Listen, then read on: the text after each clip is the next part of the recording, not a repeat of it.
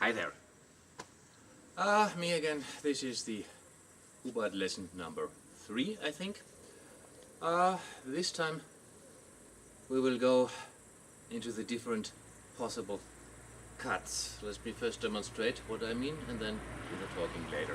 We have had enough talking, so more action. Action good, talking bad. Sorry.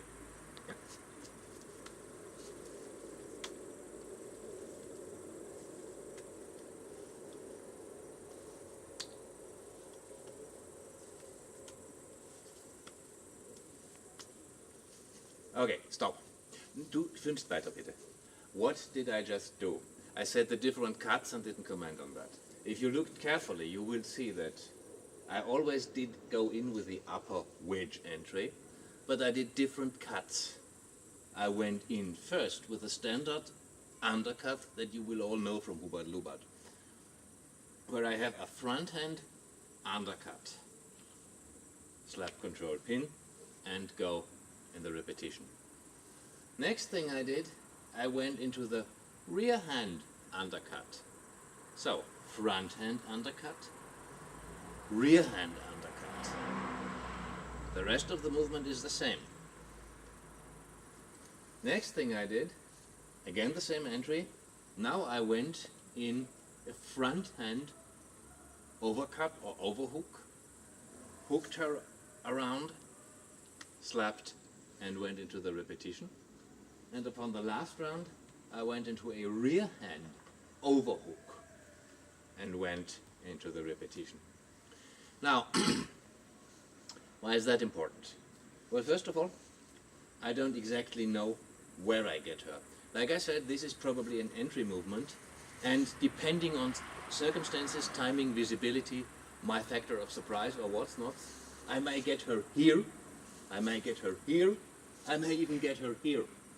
Now, let's say she attacks me and I really get her here. There is not much space for an undercut. Probably I will get stuck. So, for a front hand undercut. So I will go for a rear hand undercut. And in order to do that, I need to practice that. You don't know how many guys and girls I have seen doing the Hubud, suddenly ending up here and saying, stop, what, I don't know, what am I supposed to do? And if that happens in a real life situation, that would be not so good. So, we should practice the normal undercut and the rear hand undercut. And you see, the distinction I make is, this is now my rear hand, now it's my front hand. So, the standard undercut is the front hand undercut versus the rear hand undercut.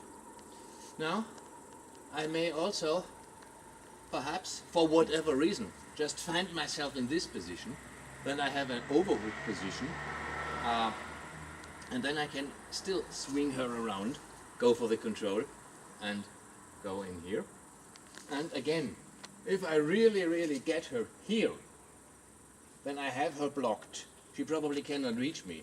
But again, imagine for one moment, just for one moment, I am the little white woman and she is King Kong. So she is still much stronger. No matter how good my structure is, there are guys who just waltz over me even if they have the structural disadvantage. Don't believe me, I have seen such living tanks. So what do I do in that situation? If I am here, I'm stuck, and here I'm delivering the arm lever for him to use. So what do? I take an overcut on the rear hand, wiggle out, roll in my control position, and then I'm doing delivering all the sweets that perhaps even King Kong doesn't take too well if they go somewhere here in the neck area. Even King Kong cannot fight when the collarbone is broken. And so there are structural reasons why we practice all 4 of them, and there is also a reason of positioning, because, please come again, I just don't know where I end up. When I end up like this, I must know what can I do. I can also just flow around like this. This would be a perfect Aikido entrance. You know, my wife has never practiced this, so I cannot show this. But look up any Aikido channel. If you go in like this, do the turn, she will either have a destroyed wrist or she will do the jump. And in order to practice all that kind of stuff, you need to know about the different cuts.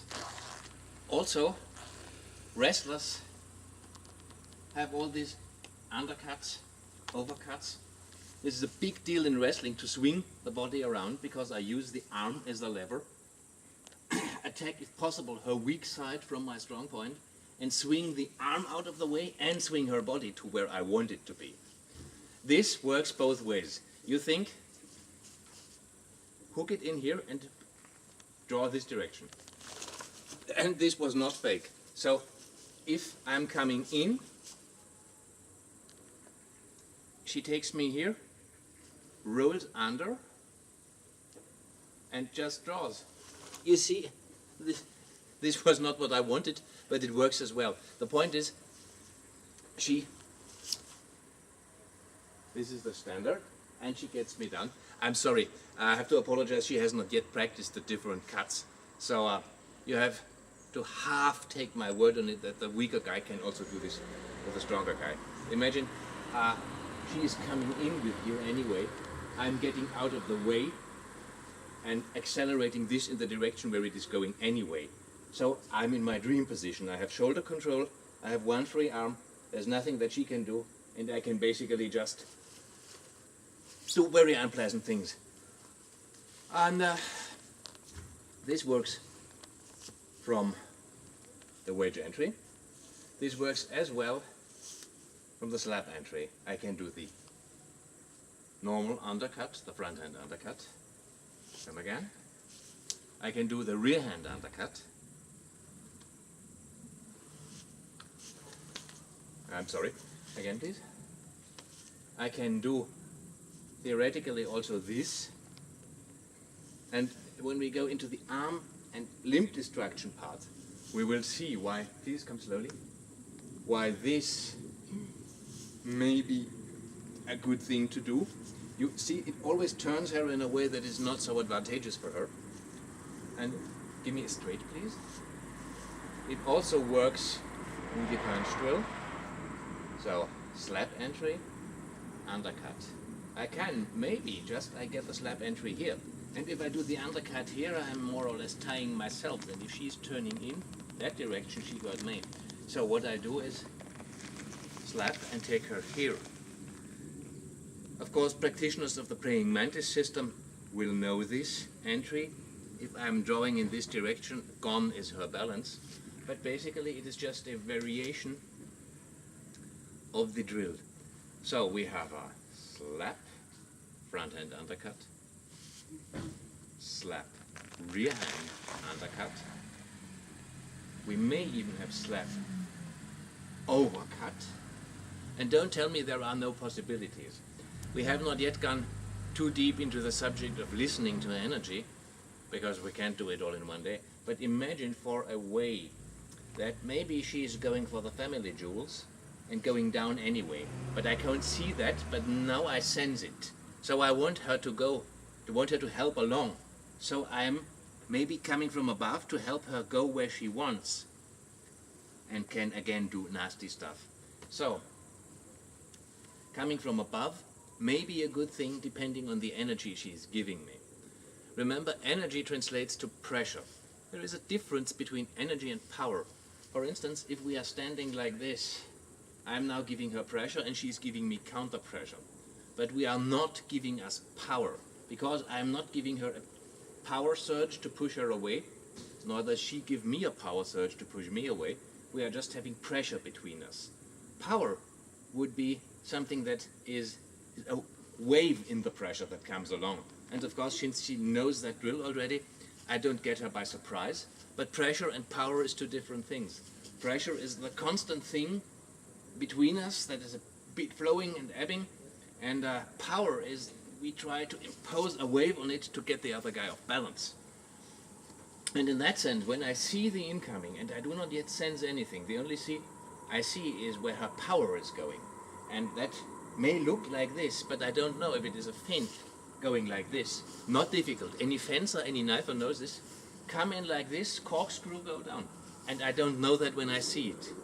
So, when I suddenly realize she is going down, why not help her along and cut from above? If she comes in and goes down and I try to cut from down, the only thing is I stabilize her punch going into me. So no good. Imagine again this would come in with a knife. So if I realize the energy is going down, then doing the cut from above is a good thing. Also, maybe I get her from here, then I do the cut from here. One of the main things that we learn, and just to show that the completeness for the drill, come with the uppercut please. We can also do that here. The classical, when I do the slap entry on the low line, this represents my normal cut. This is of course an overcut by nature because it comes from above. It happens below my elbow line, so I have an overcut. But it may very well also be here because I get her behind her elbow and there is already very much arm here, and if I try to do the overcut, I don't get anywhere. Maybe, or rather, if I get here, it might be more intelligent to just go in here. But for the sake of the drill, doing this, doing the rear hand overcut. If we work the low line, there is no such thing as a undercut when we come from the outside. If we do a wedge entry from the inside, then there is the overcut. There may even be this overcut, although this is a bit artificial for the moment. It will become much less artificial once we do the passing drill. We can use this as an attack and hurt them and swing it around. This is a wrestler technique. You see that in wrestling all over the place. Or maybe I get her something like this and still get an overcut because I crouch down deep and the overcut seems a bit unnatural, but this comes natural, then I go here. So I have all the four positions for the cut. A front hand undercut, a rear hand undercut, a front hand overcut, and a rear hand overcut. I have them for all the entries, for the wedge entry, for the slap entry, for the number 5 or for the straight, for the wedge entry on the straight, which we will go into later, but just for the sake of completeness, and for the low line entries, for the slap entry, where we only have the overcuts, or for the wedge entry, where we have both the overcuts and both the undercuts. They are possible, and they have their place. Now,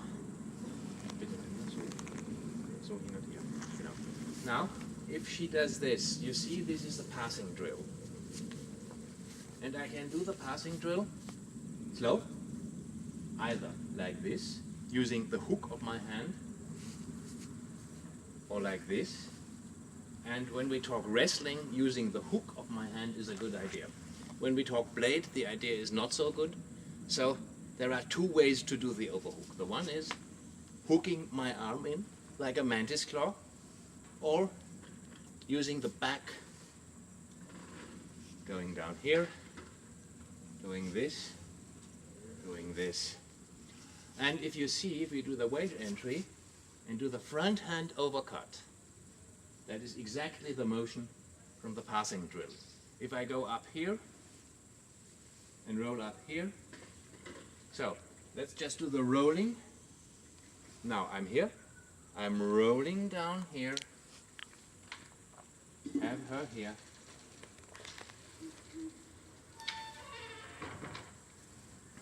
please from above, hammer. And if you see, that is exactly the same motion. And so if we just go through the normal flowing drill, the Hubud, it may be a good idea if every now and then, did you see it? Now I do the rear hand overcut. If you every now and then change your routine and do another cut, also to see if it works, because what you just saw was crap. You see, I did an overhook and it didn't work. I just accelerated her into my skull. So doing that kind of stuff will give you an idea of what works and what doesn't work for you. If she did the same thing for me and did an overcut, it works just fine for her because she's smaller than me. If I do the same thing with her, it won't work for me because she is smaller. So I cannot use the overcut on somebody who is smaller than me. Coming here, I need her about now, my chin level. Now I can do it. If she is more above, I will accelerate her right in my head. And that is stuff you only find out by practicing. Preferably with people who are a bit smaller than yourselves, your own height, or bigger than yourselves. Now, if you are stuck with one training partner, or mostly with one training partner, you can, of course, one of you, the bigger one, has the great honor to also practice lots of horse stance. Now, if you come again... Martin, man sieht fast nichts mehr. Okay, my camera woman tells me there is almost zero visibility, so we try to get one close-up shot for the cuts, and then we will deal it. Please zoom in so that you see our arms, if possible. Es geht nur, ich sehe nur den, ja. Okay, so we have a wedge entry, we have the classical undercut, front arm undercut, we have the rear arm undercut, we have front arm overcut, rear arm overcut, we have the same with a slap entry, front arm undercut, rear arm undercut, front arm overcut, rear arm overcut, and on the low line the same thing, front arm overcut, which is the classical for the lower lines, front arm, rear arm overcut, and front arm undercut, rear arm undercut, and for the slap entry on the low line we actually only have a front arm overcut on the front arm, rear arm overcut.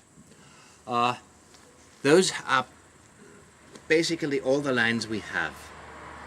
I will refer to these under and overcut stuff more.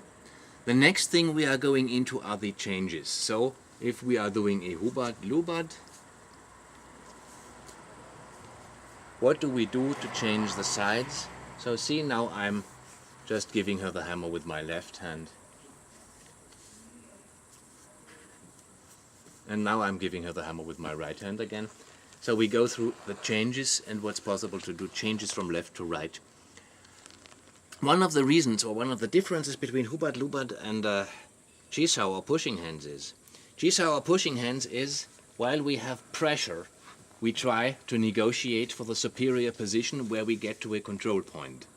Hubud Lubud is tie and untie, so sometimes we untie, and the basic idea of the knife arts is to flow to zero pressure. So, while in the manner of speaking this push hands or Chisau, but I will refer to push hands because I know more about Tai Chi, is negotiating for position while we are under pressure. Hubud Lubud can be considered to a certain extent to fencing for position without pressure. So, while here I may not initiate something until she gives me the opening, I'm sorry, that was too... Don't do that to your partner. If you break your partner, you don't get another one, as Taiji 177 says. I'm very sorry. Whereas when I'm fencing, I may initiate, because here I'm partly working without contact. So this is partly fencing for superior position instead of wrestling for superior position. And that is why you must know all the lines that are going on. And next time we will go about the changes, and then we will go about reading energy. Sorry for the crappy lighting, but it is very late at the day. I apologize that I almost broke my wife. I will have to make it up, and I apologize that I forced her to make this video. But as a matter of fact, she was very generous to give me her time, and so was my daughter, who is behind the camera. Wave your hand so once before the lens. Thank you. So today I had a camera person, and I hope it worked out still well enough. Take care. Have a nice day.